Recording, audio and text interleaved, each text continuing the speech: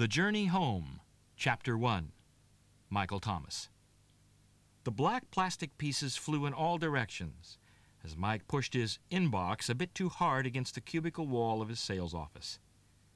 It was another instance where an inanimate object bore the brunt of Mike's growing anger at his situation. Suddenly, a head popped up through the dusty leaves of a plastic plant to his left. "Everything okay over there?" asked John from the next cubicle.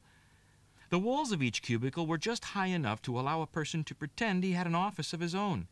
Mike had placed several tall items on his desk.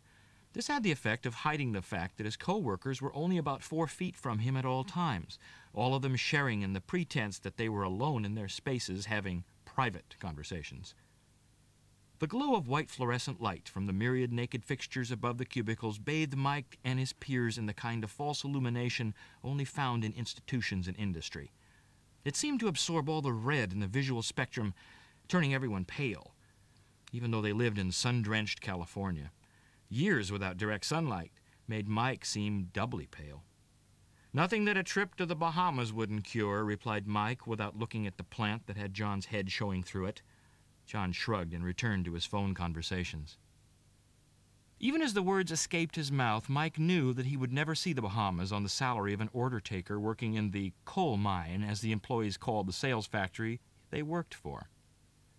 He started picking up pieces of the plastic tray that he had shattered, and he sighed, something he found himself doing a lot lately.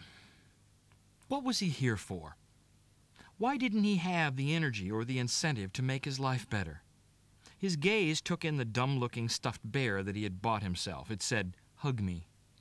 Next to it was his favorite Far Side cartoon, something about the blue bird of happiness, escaping Ned, the cartoon character. Instead, he was being visited by the chicken of depression. It didn't matter how many smiling faces or cartoons he tacked up on the cubicle walls, Mike still felt stuck. He was glued to an existence that resembled the workings of an office copy machine, every day duplicating over and over without any purpose. The frustration and helplessness that he felt made him angry and depressed, and it was beginning to show. His supervisor had even mentioned it. Michael Thomas was in his mid-30s.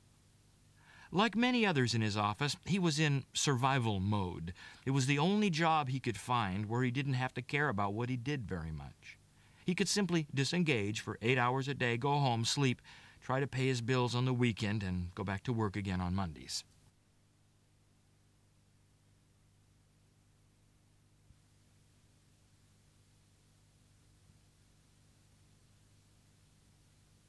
Green was quiet a moment, then turned for emphasis and sat down and faced Mike. "Your time here will be to learn the characteristics of vibrational increase. Before we can begin, you must accept yourself as a group of cells that all know everything, not as a bunch of parts." "I think I can do that." Michael spoke with serious intent. "So do I."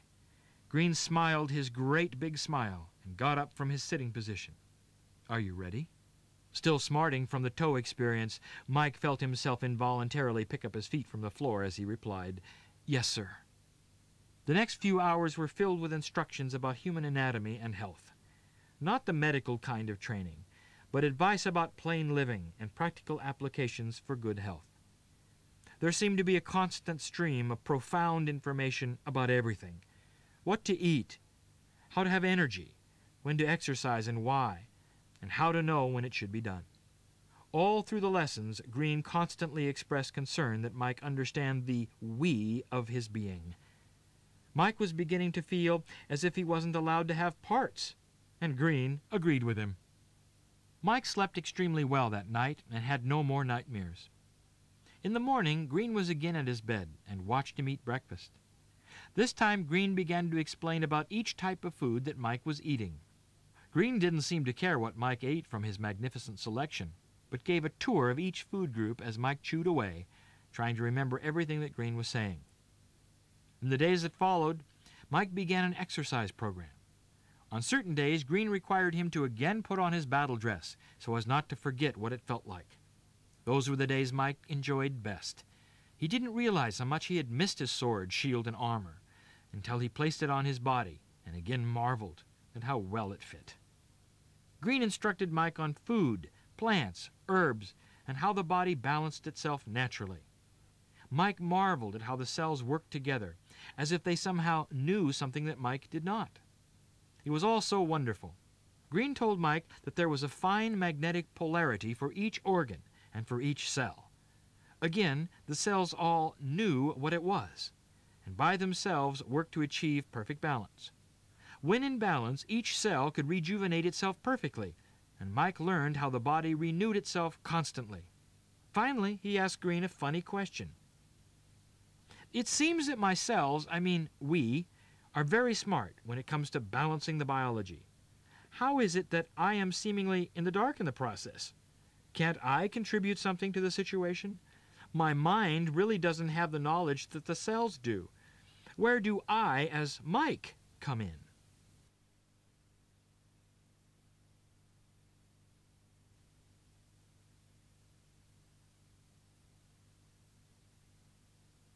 He was almost at the center when an astounding burst of energy hit him. Mike was suddenly on his knees. A sense of incredible sacredness and sanctity had descended upon him with a power that demanded he kneel. He was breathless, and his eyes were cast down so as not to violate some unspoken sacred protocol. His body was starting to shake with a feeling of amazing vibration that could only come from the presence of God. This was it. He was approaching the final door to heaven and home. Perhaps there would be no angel, and yet all the other angels had told him that he was about to meet the grandest entity of them all. Mike felt that there was an awesome presence here, the anointed and miraculous presence of God itself. He was having a hard time breathing. Mike lifted his eyes and saw the fog clearing. He remained on his knees, but sat up straighter to watch what was taking place. The clearing fog revealed a large golden block-like structure. Further clearing showed that the block had steps cut into it. A stairway led upward. Was the door to home at the top of the stairs? The energy was growing very intense, and Mike didn't feel worthy of being there. There are times when a human knows his place, and no matter what Mike had been through, he didn't measure up to the sanctity and grandeur of what was before him.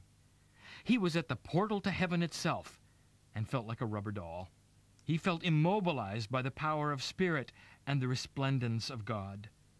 He knew that just a few steps away was something far more powerful than anything he had ever imagined, something so potently loving and spectacular in its beauty that it represented creation itself.